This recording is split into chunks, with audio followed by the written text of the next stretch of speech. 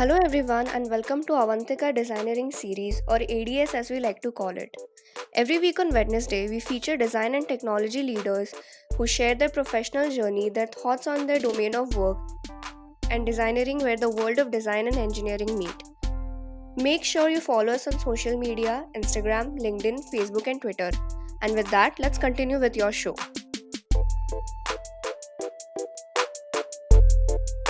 As organizations plan and undergo digital transformations, there is one fundamental component every company needs to remain relevant to a relentless focus on an empathetic customer experience, executed by connected technologies and networked infrastructure. Organizations on the leading edge of digital transformation combine direct and contextual customer data with analytics and business intelligence technologies to create empathy at scale.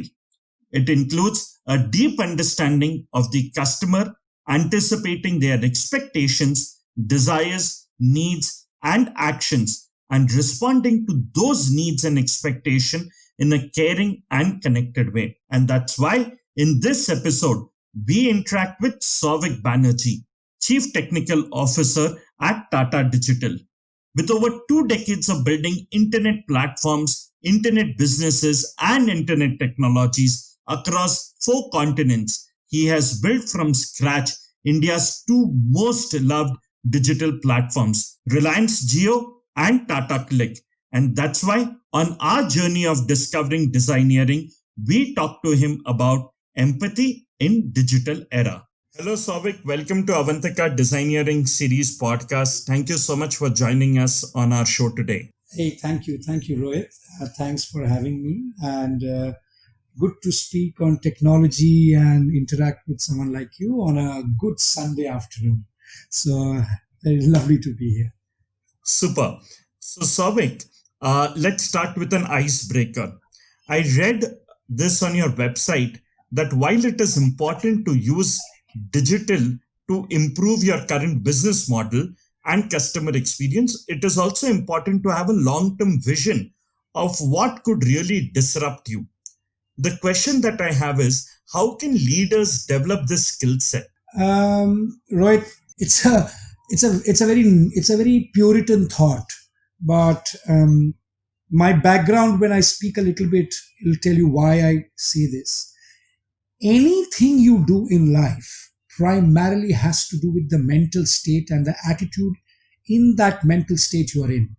Example, when someone like um, when someone like I would imagine someone like Steve Wozniak and Steve Jobs, when they started doing a hardware business, the intent was not to disrupt. The intent was to build something beautiful.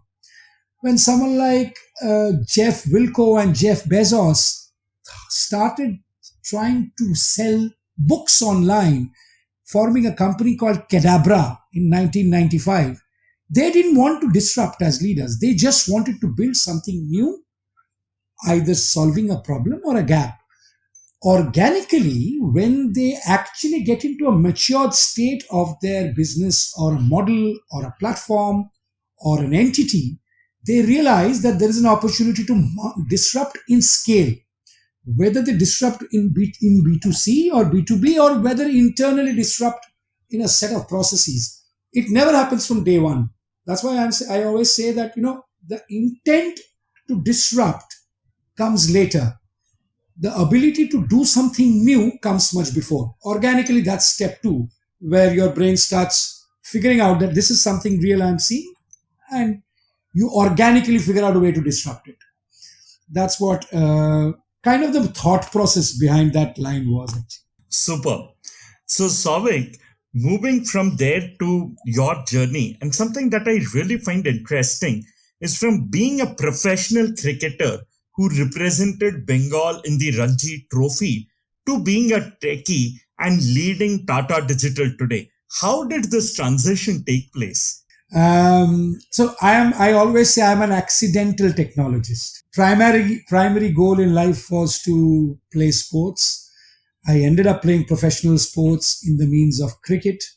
back in Calcutta, played for under 16, the 19s, played for the University of Calcutta, was the skipper of under 19. Then, of course, in Calcutta, the club cricket was very strong. And as a result, with great performances over the years, I got picked up and I replaced one of the India test stars, Subrata Banerjjee, at that point in time, and then played a few games, then got dropped, then got picked up again in the Ranji Trophy. But in the meantime, I had started going to England. In those days, there was no IPL or there was not much wealth or money in cricket. And then the only means to do was play professional sports in the monsoon season in England. And that organically, a lot of Indian cricketers across all states used to go. And I started going there from 1993, 94. What I ended up doing was I ended up getting exposed to the engineering manufacturing world because club cricket in England is played by working professionals who also plays. They actually balance it beautifully. Unlike in India, when you try and get a sports quota job after a certain stage in your life, over there, professional sportsmen also have a professional life in other spheres. So I got exposed to that. And I used to come back to India and then after a good stint where I realized that, you know, my father was a professor, mother was also a cricketer come entrepreneur. I realized, and they said that, you will you be able to play for your country ever? I said, I don't think so. And that realization came in. I see they said, you've already done very well. You've played for your country under 19. You're playing for Bengal with the likes of Arun Lal and Sabakarim and Sourav Ganguly. And we were all newest bunch of youngsters then, Deep Dasgupta, Rohan Gavaskar, myself. And then I decided this is the path if I take, I might not be good enough to play for the country. What's the backup option? I was always a pretty decent student. And my father, being an academician, said, why don't you pursue? Then went back to England, finished my studies, actually finished two back-to-back doctorates, to be honest. And then my work permit was a cricketing work permit. I was the second human being in England to get a migrated work permit from a cricketing work permit to a IT work permit. The first individual was that great squash player, Zansher Khan from Pakistan. So I was the second guy who got a professional work permit from sports. And then life started, was an entrepreneur in the early days, and that's how I did play another professional sports for many years, which is rugby. I played second Hertfordshire Juniors for a few years. Then I busted my knees, and then I stuck to normal recreational cricket, which I still play, by the way. But that's been the journey, man. So an accidental technologist. The technologist journey comes after that. Wow, interesting. How did this transition take place? I mean, from being a sports player to being, the Sourav Ganguly of technology world. How has this happened? I think I was I love maths. I always tried to solve maths. I did a research doctorate based on maths in neural networks and natural language processing back in the day, and that led to my excitement. And immediately after that, I started my internet business, which was selling. I was selling mini LPs and mini discs online when Napster was evangelizing downloads. It was the first e-commerce music marketplace to sell mini discs, LPs, cassettes. And that led to my second PhD, which was in physical robotics. I wanted to disrupt the e-com space, doing very many things too far ahead, just after the dot-com bubble. But I stuck to it. And that fascinated me, mathematics, ANN, which is artificial neural networks, physical robotics and decision tree based modeling, motor building of automobile machine building robots. And I was in that mind space. My friends, my peers, my director of studies, all in northeast of England, in Newcastle, Durham, Sunderland, Middlesbrough, Yorkshire. That whole belt is a very rich, potent belt of artificial intelligence from 1990s. My director of studies, one of my mentors was Professor John McIntyre. Then I worked very closely with Dan Wagner, who is considered the entrepreneurial e-commerce inventor of the world. I got an opportunity to work with um, William Red Whitaker, who is the inventor of Google self-driving cars. And these are my influences. So I'm always an individual who always say that you are what your ecosystem builds you, your people, your families, your value system, your your mentors, your teachers, your friends, your colleagues. And in that space, in late 90s, beginning of 2000s, I was in that space. As a result, I could do two back-to-back research doctorates, and that fascinated me. My entrepreneurial career, I did an e-commerce startup without any investment of an angel or anyone in northeast of England, and I exited successfully to Music Stack, which is one of the largest marketing, well, I would say the largest music platform in the world today. It's considered equivalent to eBay of music. So, so if you're around that ecosystem, cricket was there. The learnings of cricket were there. Like, you never give up. You pick up every day. Every day is a new thing. And cricket teaches you that. And that, you get a zero today, you might get 100. IPL is showing you Shikhar Dhawan got 100 and then got two back-to-back zeros. And then again, he's probably scored. So cricket teaches you that today Bumrah was very bad in starting of this year's IPL, and today he's leading the top of the wicket table. So every day cricket teaches you to pick up everything and don't get demoralized. Tomorrow is a new day. I applied those attributes to technology, and when it came to running internet businesses, that has become such a true thing. Internet businesses change hour in, hour out. And I became fascinated by technology. So that's how it kind of transgressed, I would say. Organically transgressed. It was not planned. Super. That's really, really exciting in terms of how you're connecting the dots. So, while in the world of technology and you started, building things at Geo, at Tata, multiple interesting things. How did this world of technology and the growth happened here professionally? So I am a UK national, actually. I'm a British national. I came back to India. I came back to India. When did I come back? 2015 beginning. I had moved away from building Accenture Digital, founding member of Accenture Digital. I had become the global CTO for SAP, for SAP's new age technology stack.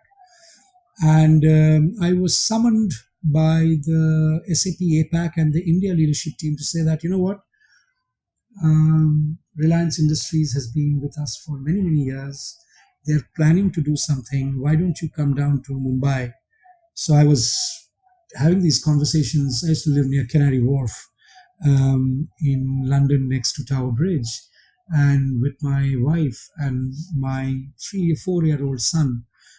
And I was saying that my wife is from Mumbai and she jumped. He said, how long will you be in Mumbai? I said, looks like this is a decent program, global program for SAP. I don't know what they want to do, but apparently they need me. And they need a large team of mine. So she said, let's go. Mumbai's parents are there. I always come down to Mumbai every year, used to. And then from Canary Wharf to Ghansoli, I came down as the leader of SAP. And and mind you, when you are like me, who's like organically a sports individual, who is an academician, who's a researcher, a scientist, builds large systems and platforms. And then I had never worked in India. I had left very late, early 90s permanently. I never ever worked in India. But I fell in love with Mumbai.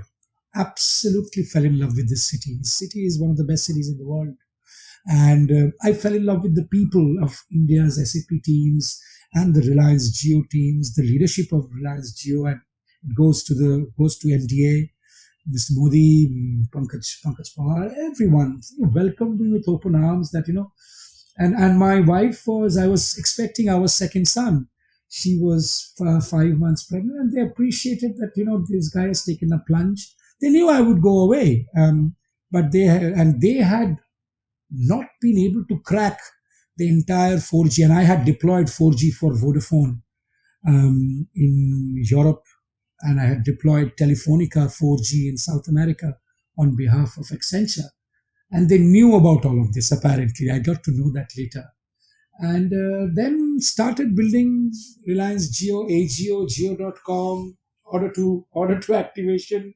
Few million used to fail, and now we are 400 million. So we were kind of the David Duval of Godfather to Reliance Industries. Conciliary is the word I use. And the relationship with the Geo team, leadership team has till now stayed. Um, they have done phenomenal. I think they have created the backbone of India's voice over IP. And then immediately after landing in India, after a month, the Tatas said, "You had built a ship from store marketplace for John Lewis. We are trying something innovative." I said, "What are you guys trying to do?" They said, "We are trying to build a brand driven marketplace, but the inventory will be shipped from store." I said, "Okay." But the problem is, we've got more 1,200 brands, all non-Tatas. Tatas is only a 4, 5, Westside, Chroma, Titan, and all of these guys. And then I said, "Yeah, let's give it a shot." So I was huddling between Ghansoli and BKC and Bombay House and Makers Chamber for the next 2 years, trying to make these two go live. And literally, these two went live back to back. And I was going back, and the leadership of Tata Group said, "Do you really want to go back to wintry, monsoony, wet, depressive England, or do you want to be in the heat, sweat of Mumbai?" I said, "I don't like winter at all. I've had enough of the European winter." And I said, "Yeah, I might as well take the sweat and the heat and run it out over here." And the city, yeah, it's primarily the city, the people of India. And I have literally not seen my country for 2.5 decades. And what I took basically, I would say a tukka or a gamble was, if I be a part of the growth story of India in building these large platforms, and now I've built about four of them, which is accessed by hundreds and millions of people, I might have something in the years to come, because my resume never had the scale. You can build a Best Buy or a Tesco or a Nordstrom or a Telefonica, but to build something which will be used by millions of people is something which I was very greedy about. And being an internet technologist and e-commerce technologist, that greed is always there. So I think that greed is met, Rohit, to be honest. That's how I landed up in India and doing what I'm doing. Super. I have a personal question here, Ah, Sauvik. yeah, absolutely. And the question is, in spite of doing all of these things in your career, how is it that you are as humble as what you are? Arey, yaar, this is a very odd question. I'll try to answer. I have a lot of self pride. This comes from being a cricketer. If you've got out badly or if you haven't bowled well, that I was being always an all rounder. It hits your self pride, and there's healthy competition in your headspace with your own self. That sports is, you're always trying to beat your own self. It's not it's not Google Pay, Phone Pay war. It's not Best Buy, Home Depot, Amazon war. It's primarily sports teaching you to beat your own self. Humility is, I think, subjective. Um, I generally have, being a team man, a team sports guy, I generally always believe in organization first, team second, self last. My father's value system again, being a teacher. Um, I think that came naturally, but when I came to Tata Group, I realized, yeah, this group is a 150-year-old group, 700 plus customers, two-thirds of the internet runs on Tata Comms. One TCS is gone so high, but they are not shouting out of the rooftop. What is it? Then I started reading about JRT. Then I started reading about R&T. Of course, I had the privilege to meet the great man. And I realized that the entire Tata ethos is about what you do for others. Hence, 60% of our profit goes to now all our charitable. Which conglomerate in the world gives 60% of your profit away for the last 100 years? When you work in such an ecosystem with my background, I don't think humility is a very strong word. I think it makes you humble to feel that, amidst this behemoth of what we are doing, we are literally none. Our existential value is actually zero. So get on with your normal stuff which you are good at, and be humble and be nice to people, which makes a big difference. It doesn't take a lot of money to be nice to people and help people out in whatever sphere. I put it that way. Humility is a very strong word. Yeah, people aspire to become humble. They are wannabes.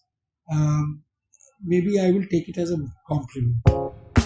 The salt to software conglomerate Tata Sons launched Tata Digital to incubate a new age digital business. The company will create several digital platforms for addressing new business opportunities and use digital technologies to meet the needs of a fast evolving generation of consumers who increasingly demand a unique blend of online and offline engagements. So absolutely, it is an absolute compliment to you, Sauvik. It's so exciting to hear you.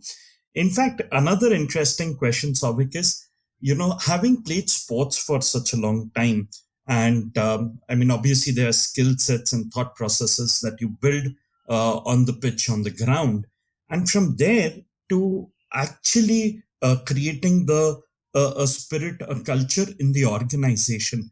How has the thought process between the pitch to the office, you've been able to use some of these principles to actually inspire, build amazing teams at your workplace? This I take a lot of pride. Wherever I've worked, I've built great teams. And for the last 20 years, everybody who I have worked with outside Facebook keeps in touch with me. This I take a lot of pride. Hundreds and hundreds of CEOs, hundreds of CIOs, hundreds of technologists, programmers, project managers, QA guys, developers, um, all of them keep in touch with me, at least as who I was very close to when building them and the teams. Um, Rohit, you might have noticed I don't have an MBA, but I don't treat it as a deficiency in my resume. I treat it, I treat cricket as my Harvard Business School and Yale and ISB and IIM all together. I have learned conflict management, negotiation management, PNL building, cost center building, people building, value creation within people, individual contributors within teams, potential to make them leaders and empower them, men and women both. And I've always had great diversity. The attributes from cricket are very, very common. You play a team sport with an objective to win. But if you lose, you take it up on the chin and do it again.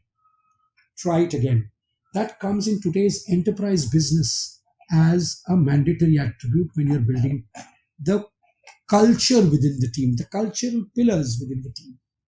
When you are building leaders, you don't need to tell them what to do, or else what's the point of hiring leaders? And if you have a growth path for them, you guide them, you maybe shadow them, you don't review them every day, every week, because they are leaders. They come from 15, 20, 25 years background. They know their job. They need to know the context and the objective of the P&L and L and how we get to profitability or growth quarter by quarter, year in year. They need to understand the context. They need to be not told that how to run a P&L in sales, marketing, technology, infrastructure. They already are subject matter experts. So you don't meddle with subject matter experts. You become their knowledge pool. Those are my type style of leadership. That is very much related to cricket. You can't tell Rohit Sharma how to bat. Ravi Shastri can only tell Rohit Sharma, if you're chasing 350, Rohit, this is the chase. You decide how you want to get to the top first 10 overs and the next 10 overs.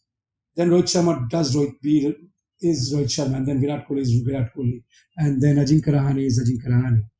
So that's very, very clear. And the last piece, which I follow like a mantra, is you continuously listen. You continuously take feedback at the ground level, to the top level, to the customers, to your B2B customers, to your business stakeholders, to your youngest of executives, to your interns, what they are saying, what they are feeling. unless and until you take feedback and that at a very, very micro level, and you work upon creating a pattern from that feedback. Either it's okay, either it's not okay, either we are doing well, either my employee engagement score is dipping because of this. So continuous feedback from 360 from all forms and means of people is very critical to leadership traits, and exactly that's what you do in team meetings in sports. So yeah, those are the kind of mapping of usage of attributes from sports, which I practice. Interesting. In fact, Sauvik, you've been responsible for disruptive innovation ideas in technology and omni-channel commerce. It has also earned you the distinction and the title of being one of the only six people of Indian origin in the world to have worked on all global omni-channel platforms. How has this experience shaped you as an individual and your thought process? Firstly, that ranking I think is very stupid. There's many, many much more achievers than me. Maybe I am in Indian origin, having worked with many global continents. I probably was the first of the top 10 of Indian origin who actually have built 700 odd e-commerce internet businesses. But I think that those rankings are all media based. I don't actually believe that. I think there's about another 100 great guys, maybe 500 great guys who are doing amazing work. See, omni-channel definition has also evolved.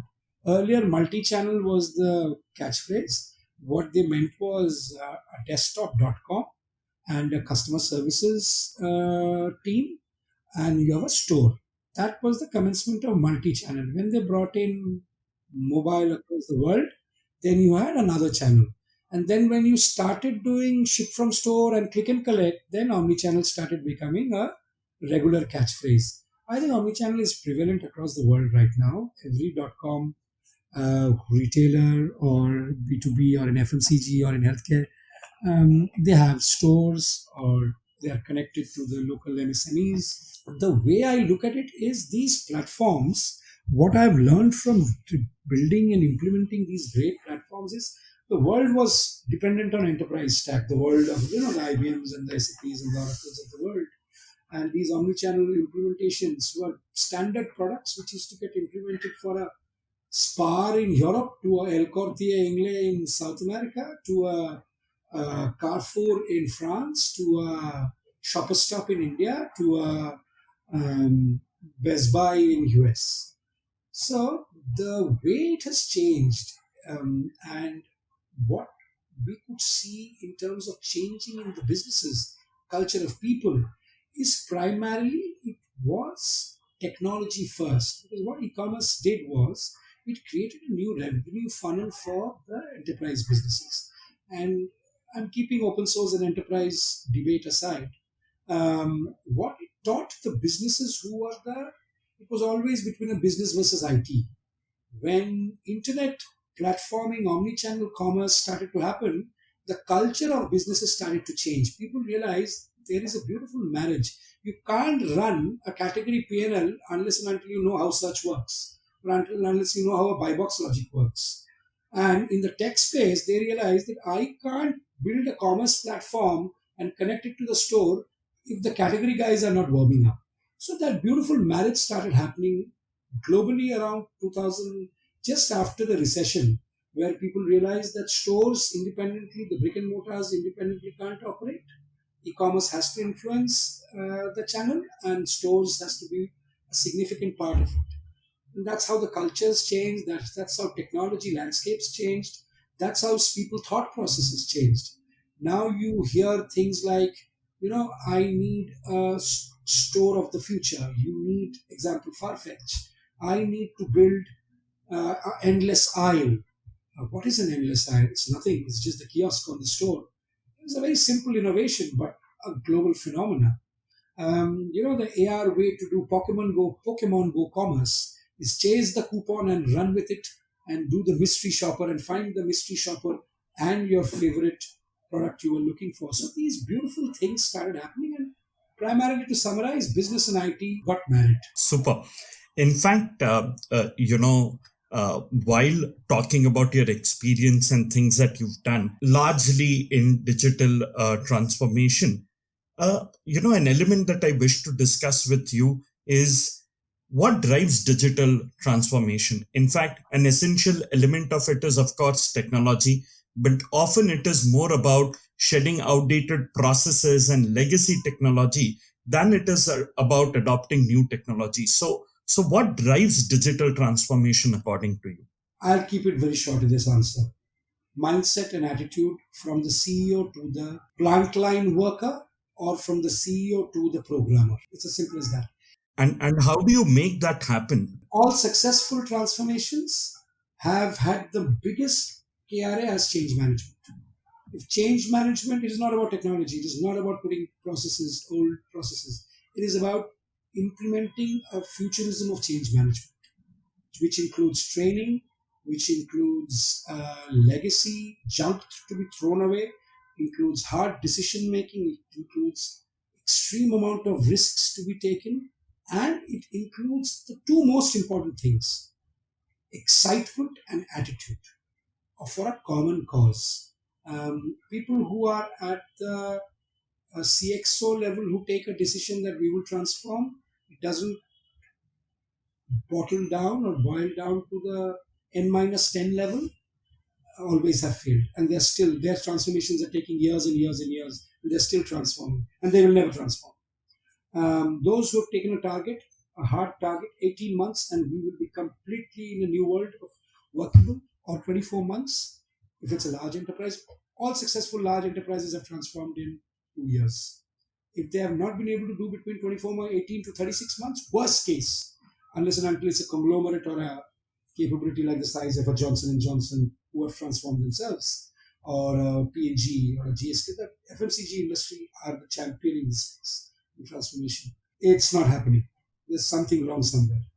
They will do pocket size, fragmented pieces of transformation, which will die its own death again in the next few years. Super. So while you speak about this transition, in fact, my next question is towards that. Technology has the power to do many things, and changing the world is definitely one of them. And we are privileged to be living in time where science and technology can assist us and can make our lives easier. The technology we are already exposed to and accustomed to has paved the way for us to innovate further. The question that I have for you here, Sauvik, is what upcoming technologies certainly have that potential to change our lives even more? And can you share some example? See, I thoroughly believe in a motto of my life, because I always say I'm an accidental technologist. Technology is of junk if it's not impacting a way of life, or not impacting millions and millions of people. It is not about the privileged 1 billion, it's about 7.6 billion.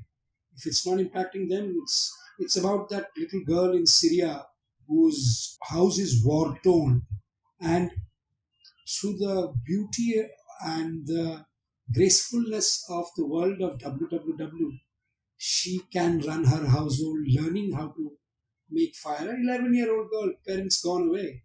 It's that person in living in Egypt trying to figure out where the next excavation is, and using technology, optical fiber, connectivity to actually put a geofence around and continuously excavating, is to find the treasures 10,000 years back which was lost.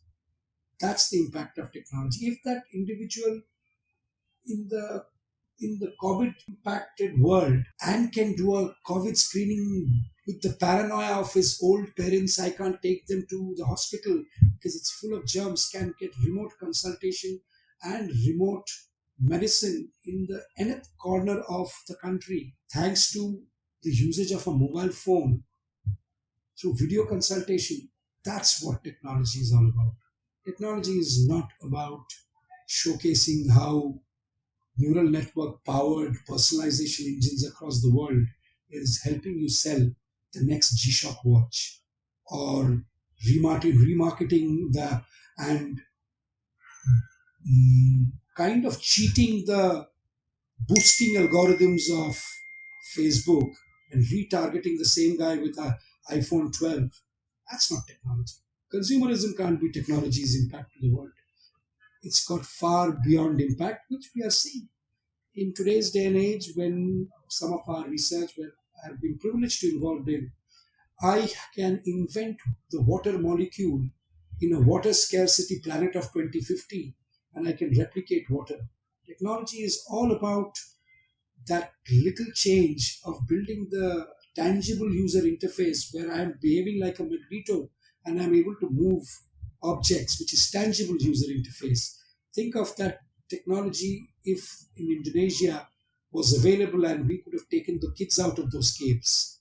That is technology's impact. So brain computing interface where I can basically today ask an individual who's at a vegetable state whether he wants to have rice or chapati, and I get a tick on my atomic level graph monitor. Yes, that's PCI. That's technology's impact, what you will see. Tangible user interfaces where you can move matter without touching it. That's what you are going to see. Replicating molecularism of water particles in the biggest of areas where water is scarce, or the salinization, improving salinization of a country like India, where it's covered by water, but we have water scarcity. That's the impact of technology you will see. Is it going to happen in 2021? No. Is it going to happen by 2030? Of course, a lot of it. Is it going to be a planet where technology will influence the dearth and scarcity of means? Absolutely, by 2030. Did you know Tata Group is the only Indian brand to feature in the top 100 of the Brand Finance Global 500 2020, the ranking of the world's 500 most valuable brands? So Sauvik, that's a very deep thought process, and in fact, moving from there to another interesting world that intersects there, which is the world of design. Now, historically, there has been a divide between design and technology. Designers have been mixing technology and design for a while now, and it's only becoming more common as we move forward. Our society regularly makes improvements in technology that we use daily. For example, cars can drive themselves, our homes are connected through Wi-Fi technology, and there are so many more examples. The question that I have is, what practical advice would you give to practitioners around building an environment for collaboration between the world of design and technology? I love this question. And I was waiting when you will start discussing design. I have three ways to look at it. I've worked with the greatest of designers, product designers, UI UX designers. One of my dearest friends is Thomas Peterson, who's one of the greatest designers the world has ever seen. The challenge with the designers of 20 years back and today is the designers are as much product inventors as much as the product inventors themselves. Today, the opportunity of design lies everywhere. In yesteryears, the physical design in the form of a car or in the form of consumer electronics used to wow consumers, or in the form of an interior decor of a house or an office used to wow. But today, the design elements of a little small headphone piece to a smart remote, to a smart TV, to a smart car, to a smart machine, to a smart laptop, to smart tablets. Everywhere you have the or entire IoT gadgets, entire voice gadgets. There's a whole white paper on the Apple Voice Assistant. If you notice, what is the reason for the patterns of design it is used and why? The sound engineering, there is reverberation involved. So ultimately, it has to wow the customer. Or design is as important as the product. You can't have the bestest innovation in engineering and a very drab looking product. If the product is good, the customer still has tolerance to use it. If the product is excellent in usage, in look, in navigation, in tangibility, in the touch and feel part of it, in the look and feel part of it, the customers give you tolerance. But if the product is bad in the aesthetic sense, in the tangibility part of it, then however good the product is, it doesn't get an opportunity. So design goes hand in hand in product innovation as of today. One of my favorite product innovation, if you ask me, is ideally the beauty of how the first USB device and today's little USB devices are. The extremeness of that is how Tesla and how it can be compared to a high-end Audi or a high-end BMW or a high-end Mercedes Benz. You look at the design quality of Tesla, Tesla is beating them on just design quality. Engineering efficiency, they're not even talking about. Even if you look at the world of smart TVs and voice assistants and the smart kitchen appliances and smart watches and to the traffic lights or the out of homes digital signatures or signs or signages, the way the world is designing and making that interactivity happen, powered by that product's enormous prowess of engineering. Who do I say which actually wins the day? They can't live without each other. A great product has to have the gracefulness of look and feel, the beauty of aesthetics, and it's like music, right? You can't create music without having great lyrics. So lyrics play the part of music, and the arrangement is your engineering. Super. And that brings me to one of the important questions, a philosophy, Sovic, on which we work on, which is called as designeering. So we believe that the world of design and technology intersect at a crossroad, and that will be called as designeering, a philosophy that we follow to train students at Avantika University, and we operate on. As one of the top technologists, do you see these lines blurring and people are expected to have skills and understanding of both these domains? What do you think about this philosophy? I think the philosophy is perfect. This philosophy is a very this philosophy goes back to not in today's day and age. It actually goes back to the Mayan era, the Egyptian era. Without the prowess of science and technology, without the design aesthetics and quality, engineering didn't succeed. It got lost, this philosophy, in the world of innovation and invention in the last 400 years. It's glad it's come back post 1980s. I see a renaissance period right now happening where design engineering is what the word you use is the way forward, and kids of today should know how both worlds work, but they should specialize on one. They should be aware and exposed to the other part, very much so. But it's like you'll have to be a full stack guy to know everything, but a handful of them become one. Because appetite also is very important for everyone. Not everybody would want to do this. That's why you don't get all rounders everywhere. All rounders are a niche. But if you do get, they will drive. They will drive the next generation of innovation. But it's good to have two paths and good to have two kinds of people, as long as both the kinds of people are aware, exposed, and kind of semi hands on about other verticals' thought process. Thought process is more important rather than the execution part of it. Super. Usually, Souvik, this is a question where we end our podcast, but there's one important question that I have for you, and I think this is something that I wish to know from you.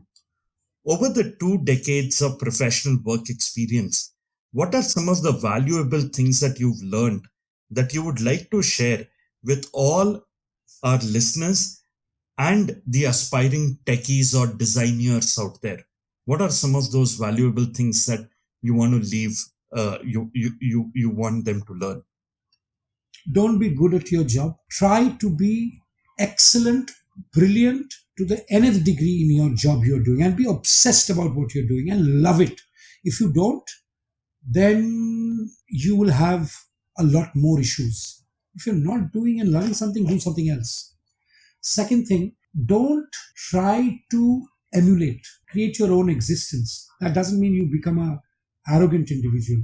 When I say create your own existence, I say either you become a subject matter expert or a contributor of a specific area. If you want to do the factory work, do it, but at least be strong in one area of your choice and happiness which you are championing. Third part is, in this today's day and age, in this connected era, try and switch off at times. Try and do some thinking and try and do some reading, because today's what I'm trying to say is, when you're too much engrossed in audio visual content, it's someone else's creativity which you're downloading in your head. Allow your creativity to be thought through. Visualize your own creations, visualize your own work, visualize your own obsession, visualize your own models, what you're wanting to build or what you're wanting to innovate or invent, and continuously keep encouraging yourself to learn and become a knowledge bank. See, education and knowledge, there are two differentiations. Knowledge is till the last breath of your life. Education does come in professional world as well, but they come in chunks. You have to become a knowledge bank to become a thinker. And once you have a thinking thought process and your head, and use the right hand side of your brain and your left hand side of your brain equally. Without thinking, nothing will come. Without anything coming, you wouldn't have the confidence to execute. And then, once all of this you have followed in your life, champion delivery excellence. Without delivery excellence, nothing gets built. Don't compromise on that. It is boring, it is extremely hard, but that due diligence is important and you have to love that part. Wow, this was excellent, extremely inspiring, and I'm sure that our listeners are going to love this. Thank you so much, Sauvik, for doing this. This has been a wonderful, wonderful experience of recording this show with you. Rohit, thank you so much. I thoroughly enjoyed this conversation, Rohit.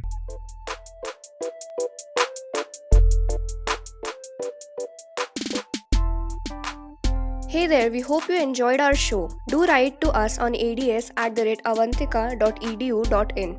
We look forward to your opinions, feedbacks, and suggestions of speakers you would like us to host on this show. Do tune in our channel next week on Wednesday for a new story on Hubhopper or wherever you get your podcast from. Follow us on Facebook, Instagram, LinkedIn, and Twitter.